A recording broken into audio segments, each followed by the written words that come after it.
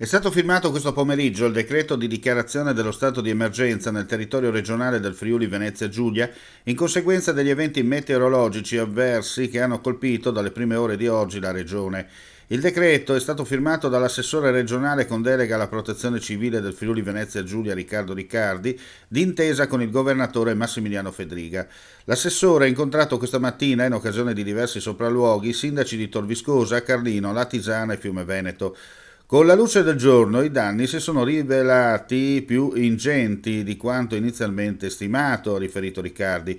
Ho incontrato alcune famiglie sfollate dalla palazzina residenziale di Tor Viscosa, fortemente danneggiate dal maltempo, per cui abbiamo individuato delle soluzioni per la notte in accordo con la locale amministrazione comunale.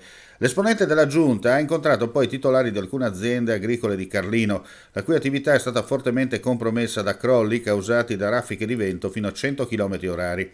Quindi il sopralluogo alla Tisana e l'incontro con il primo cittadino di Fiume Veneto.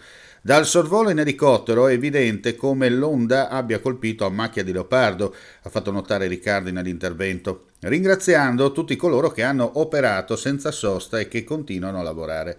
L'allerta meteo ha permesso di intervenire immediatamente a salvaguardia delle comunità. Sono attese in serata e nella notte nuove possibili situazioni di criticità. Domani riusciremo a fare una prima stima dei danni che al momento crediamo ammontino a qualche milione di euro.